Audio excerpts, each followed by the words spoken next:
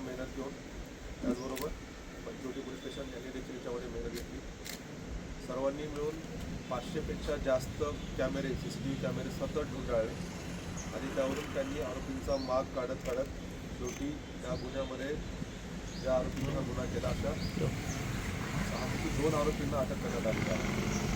हे 2 आरोपी पंजाब येथील आहेत. एक आरोपी मोहाली येथील आहेत, दुसरा एक पटियाला येथील आहे. दोन्ही आरोपी जे ताब्यात घेतलेत अटक केले ते रेकॉर्डवरचे सराईत गुन्हेगार आहेत. त्यांनी वारंवार असे गुन्हे केलेले आहेत आणि विशेष म्हणजे कुठल्याही प्रकारचा सुगावा नसताना हा गुन्हा उघडकीस आणलेला आहे. आरोपींची ओळख 2010मध्ये जेलमध्ये अंबाला जेलमध्ये झाली होती. त्यानंतर ते एकमेकांच्या संपर्कात होते. त्यांनी ठरवलं की आपण एकत्रित कुठंतरी दरोडा करायचा. त्या उद्देशाने ते पंजाबवरून निघाले. पंजाबहून निघतानाच त्यांनी त्याच वेळेस त्यांचे मोबाईल बंद केले पोलिसांना लक्षात येऊ नये म्हणून आणि ते सुरुवातीला मुंबईला आले. मुंबईला येऊन त्यांनी परत नाशिक गाठलं. नाशिकला त्यांनी आपल्या ठिकाणांची रेकी केली. त्यांनी रेकी करून तिथे ज्वेलर्सचं दुकान आहे, रोडवर असल्यामुळे इथून पळून जाणं सोपं आहे असं त्यांच्या लक्षात आलं आणि त्यांनी इथे दरोडा करायचं ठरवलं. त्यांनी नाशिकमध्ये इथे येऊन लॉजमध्ये थांबले. नंतर त्यांनी इथूनच 2 बाईक चोरी केल्या आणि त्या 2 बाईकवर एका दुकानापर्यंत आले होते.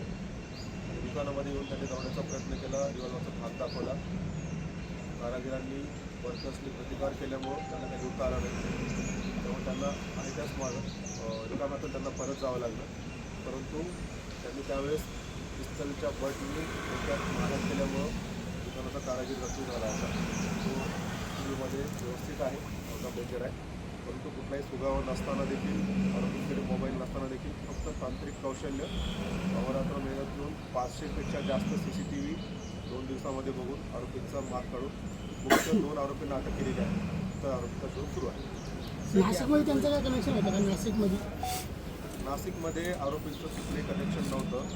हे रेकॉर्डवरचे सराईत गुन्हेगार आहेत.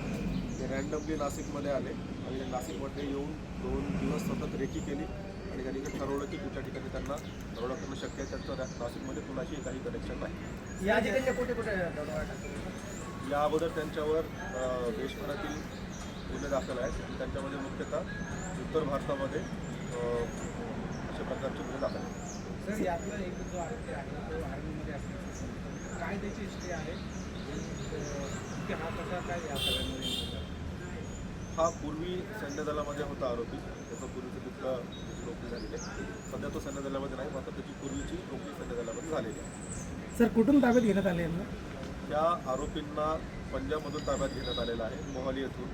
आणि विशेष बाब म्हणजे जेव्हा आरोपीने इथे दरोड्याचा प्रयत्न केला, इथून दरोड्याचा प्रयत्न करून आरोपी त्यांच्या मूळ घरी पोहोचण्याच्या अगोदरच त्यांच्या घराचा पत्ता क्राईम ब्रँच युनिट 1 आणि 1-2च्या अधिकाऱ्यांनी शोधला होता आणि आरोपी घरी पोहोचण्याच्या अगोदरच क्राईम ब्रँच नाशिकची टीम आरोपीच्या घरी अगोदर जाऊन पोहोचली होती आणि जेव्हा आरोपीला वाटलं की आपण घरी पोहोचतोय त्याच वेळेस आरोपीला झडप घालून